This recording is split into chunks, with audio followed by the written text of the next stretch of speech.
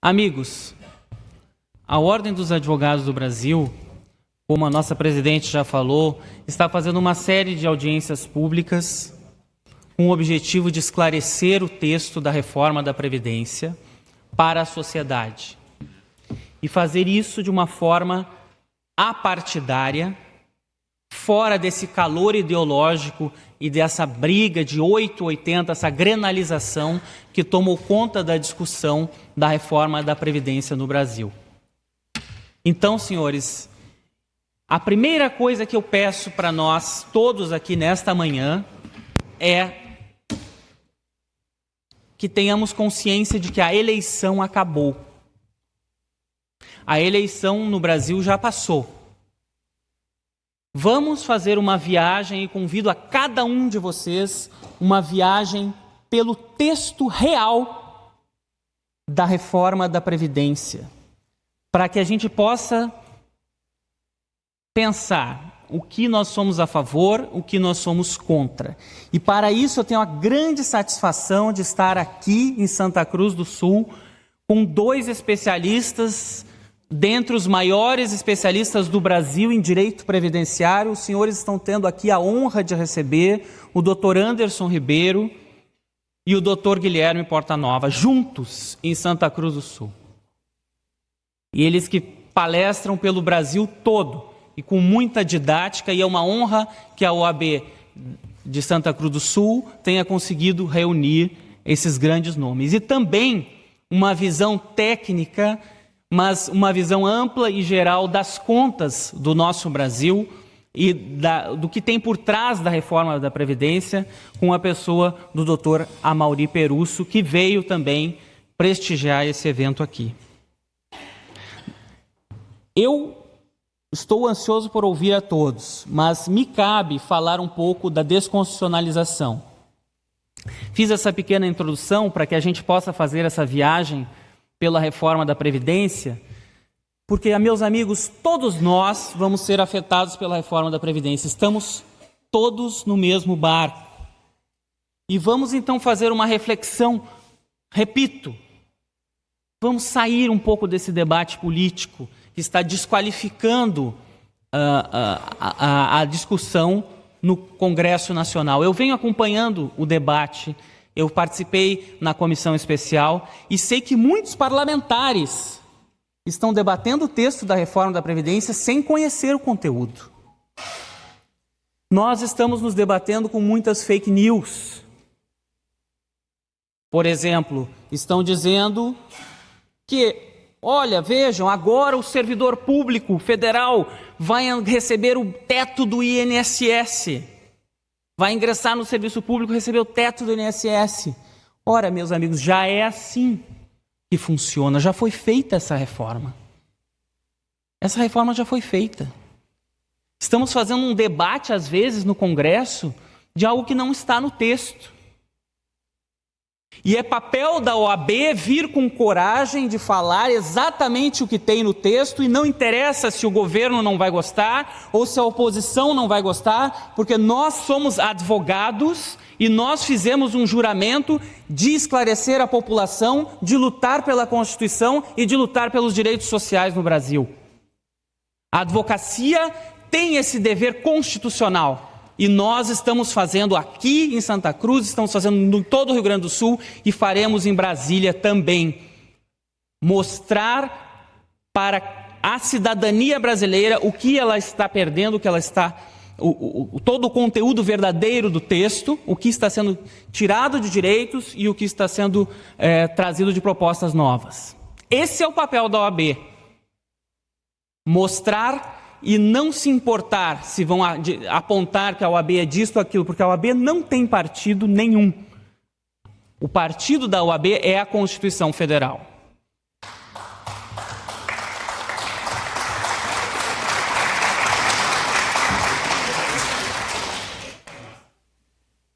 Sobre a desconstitucionalização,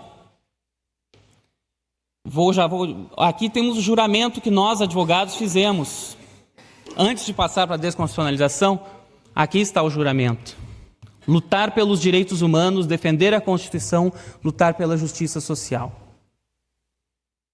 E a previdência social é um direito humano fundamental. Então nós, como advogados, estamos nada mais, nada menos do que cumprindo o nosso papel. E peço aqui aos nossos palestrantes, Anderson, Portanova, que possam falar exatamente o que vocês pensam sobre o texto. A liberdade de realmente mostrar com a profundidade que vossas excelências conhecem esse texto, para que hoje que a população de Santa Cruz do Sul venha a sair daqui realmente com o conteúdo real do que está dito ali.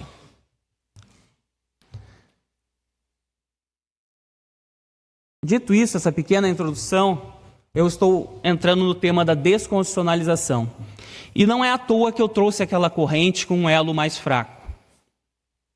A desconstitucionalização significa o quê? Eles estão propondo a retirada do texto constitucional, dos direitos previdenciários que lá foram colocados pelo legislador de 1988 e conquistados a duras penas em um processo de evolução legislativa de quase 100 anos da Seguridade Social no Brasil. O pacto social, e por isso eu trago aquela corrente, vai ficar, aquela corrente com elo fragilizado, vai ficar mais fraco com a desconstitucionalização. Eles vão tirar do texto e passar para a lei complementar a determinação dos benefícios previdenciários e não só a especificação de como vão ser os benefícios, mas propriamente direitos essenciais. Por exemplo, que é o que eu estive com o secretário de Previdência, Leonardo Rolim, e ele disse, não, Tiago, nós estamos somente tirando uma parte instrumental dos benefícios. Não. A desconstitucionalização é completa, inclusive o direito ao salário mínimo na pensão por morte é retirado, inclusive a garantia do reajuste anual dos benefícios dos aposentados é retirado. Então não é apenas detalhes que estão sendo retirados da Constituição. E também não é apenas uma questão de quórum da votação de lei ordinária, lei complementar, para uma emenda constitucional que está sendo alterada. Não é apenas o quórum legislativo. É todo um status constitucional que tem reflexos, inclusive, no julgamento perante cortes. Por exemplo, a norma constitucional é levada ao julgamento no Supremo Tribunal Federal. Então, resumindo, o que está acontecendo? A PEC 6 retira da Constituição os direitos previdenciários e remete, muitos deles, à legislação complementar. E as lacunas serão tratadas pela lei ordinária. A pergunta que eu faço a cada um dos senhores e senhoras é o seguinte: o senhor, a senhora, quer que os seus direitos previdenciários sejam retirados da Constituição Federal e vão para a mão do legislador, do político infraconstitucional? O senhor e a senhora está vendo na televisão, quando se dá a explicação da reforma da Previdência, que vai ocorrer a desconstitucionalização? Ou eles só falam da idade mínima, do BPC, do rural, etc. e tal? A desconstitucionalização é um dos pontos, é um dos pilares dessa reforma da Previdência, que é diferente nesse sentido da 287 do Michel Temer. Porque o Michel Temer não tinha proposto a desconstitucionalização nem a capitalização.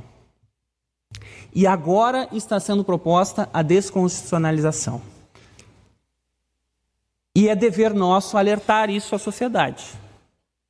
E é dever nosso questionar a sociedade se está de acordo e se confia nos políticos brasileiros a ponto de lhes dar este poder de, numa legislatura infraconstitucional, alterar os seus direitos previdenciários.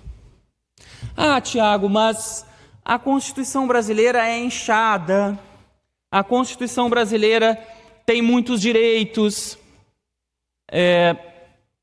a Constituição brasileira tem muitos direitos. outras constituições do mundo não têm tantas especificidades. É verdade. Mas quando me dizem isso, eu penso o seguinte: qual país do mundo que se legisla em direito previdenciário, que é um direito de longo prazo, que é um direito de longa expectativa, por medidas provisórias? Quando eles falarem isso, pergunte então, é verdade? Nos Estados Unidos existe medida provisória em matéria previdenciária? E aqui eu trouxe o exemplo da MP 871, que é uma prova concreta do que eu estou dizendo.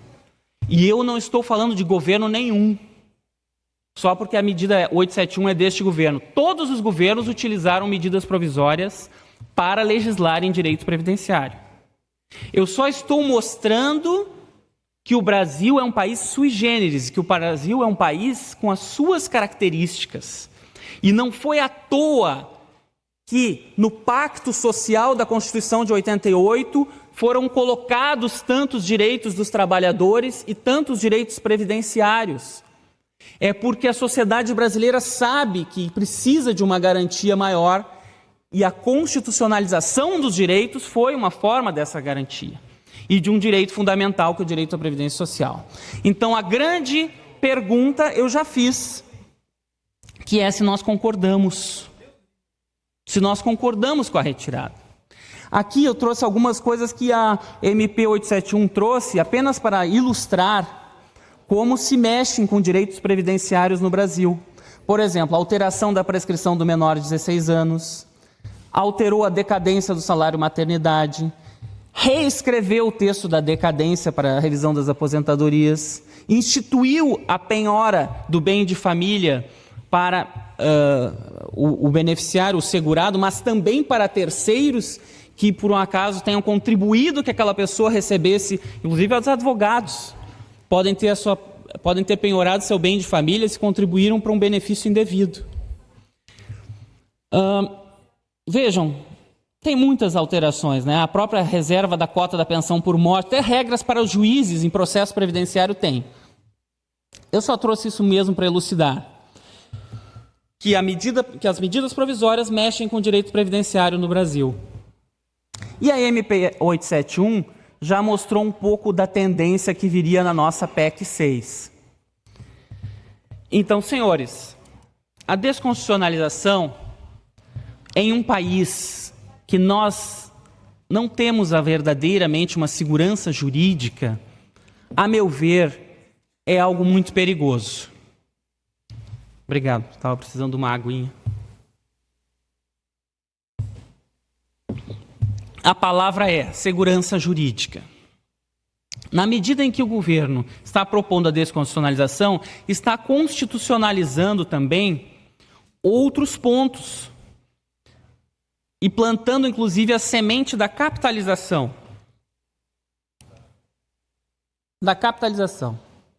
Que aqui a capitalização eu trouxe, me permitam falar, eu não sei se algum dos expositores vai falar especificamente, talvez o doutor Amauri, mas há uma desconstitucionalização dos direitos, há uma semente da capitalização plantada no texto, e algumas coisas são constitucionalizadas, como, por exemplo, a questão de que não poderá ser aumentado um benefício pela via judicial sem a indicação da fonte de custeio. Um comando que era para o legislador, agora está sendo direcionado para o Poder Judiciário. Então, se desconstitucionaliza algumas coisas, mas se constitucionaliza restrições e impedimentos, inclusive judiciais, para que se realizem ou se ampliem benefícios dos trabalhadores.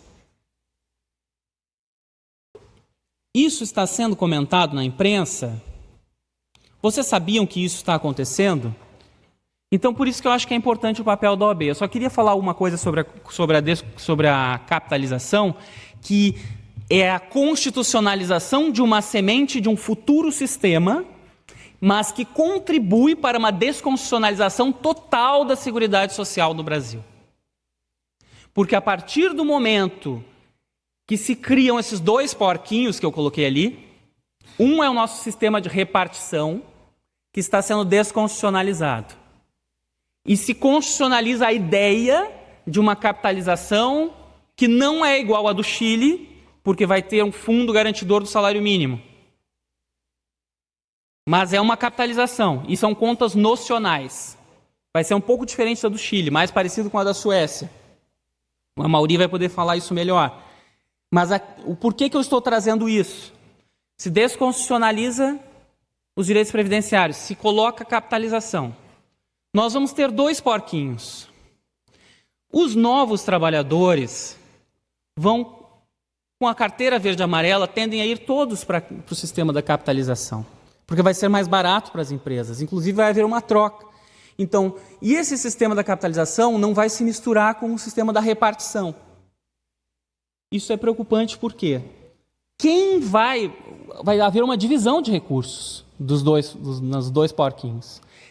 Quem vai pagar os benefícios do sistema de repartição simples enquanto estiverem sendo arrecadados valores na capitalização?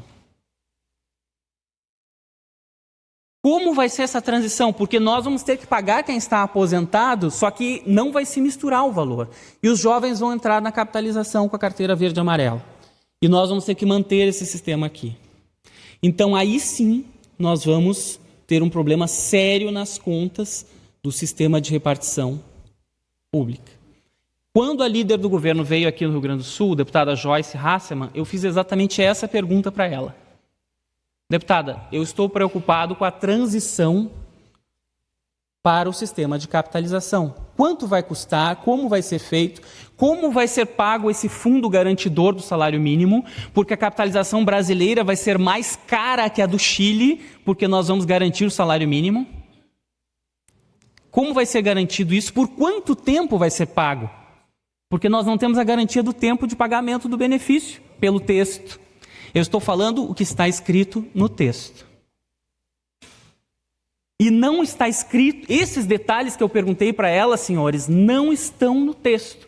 Nós estamos passando um cheque em branco para a capitalização. E a resposta dela aqui na Federação das Indústrias do Rio Grande do Sul, para mim, numa tribuna como esta, foi a seguinte: o senhor tem que confiar no ministro Paulo Guedes. Essa foi a resposta. Ele vai dar um jeito. Veja, eu não estou politizando, mas pode confiar no ministro? Pode confiar no ministro. Pode não confiar? Pode não confiar. Isso não interessa. Mas como cidadão, eu quero saber como vai ser pago isso. Porque o custo nos outros países, tiveram 30 países que migraram para a capitalização, 18 já voltaram atrás. E os outros 12 estão em vias de voltar atrás. Entre eles a Polônia, que é um país que eu conheço bem, que já estudei lá. Não conseguiu fazer a capitalização porque é caro fazer essa transição, porque nós vamos ter dois sistemas para manter. Então, é um apelo que faço também para a cidadania brasileira. Vamos cobrar isso, nós queremos saber quanto vai custar. É obrigação deles nos mostrarem como vai ser feito, ou tirar do texto. Então vejam que a desconstitucionalização, porque é uma tentativa de enfraquecer o sistema de repartição para se introduzir também o sistema da capitalização. E mais, o nosso sistema da Seguridade Social, com os recursos indo para a capitalização, ele vai todo ser desmantelado. Por quê? Porque a Seguridade Social, Saúde, Assistência e Previdência, artigo 194 da Constituição Federal, é financiado pelas receitas também do artigo 195 da Constituição Federal, contribuição sobre lucro líquido, COFINS, PIS, loterias, uma série de recursos. Que a tendência é que eles sejam extintos pelo governo, as receitas do artigo 195.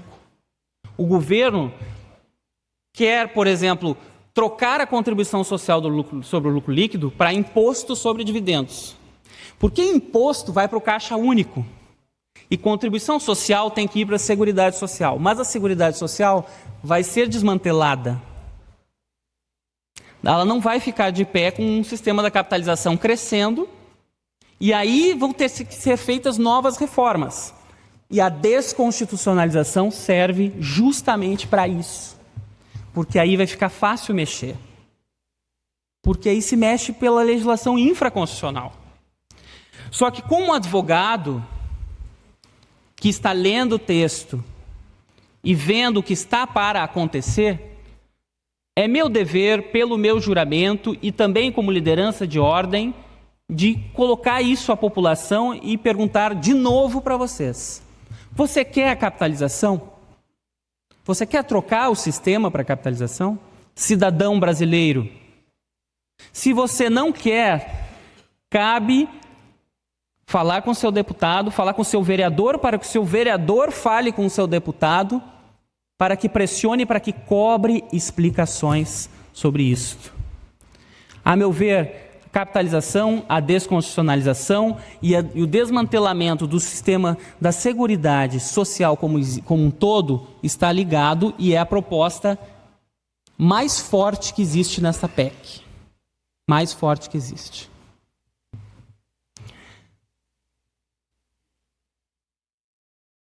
Então, eu não vou falar dos benefícios, porque nós temos aqui o professor Anderson, que traz as suas tabelas maravilhosas e ele vai falar sobre as regras de transição.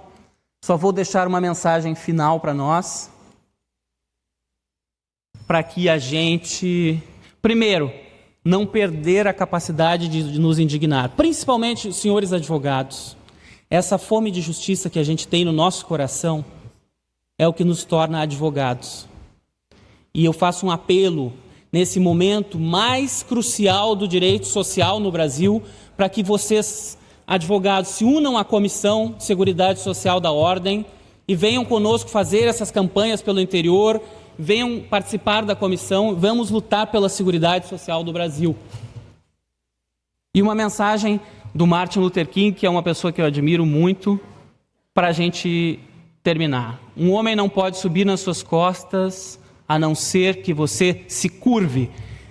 Viva a Seguridade Social do Brasil, viva o direito previdenciário, viva a Ordem dos Advogados do Brasil. Obrigado.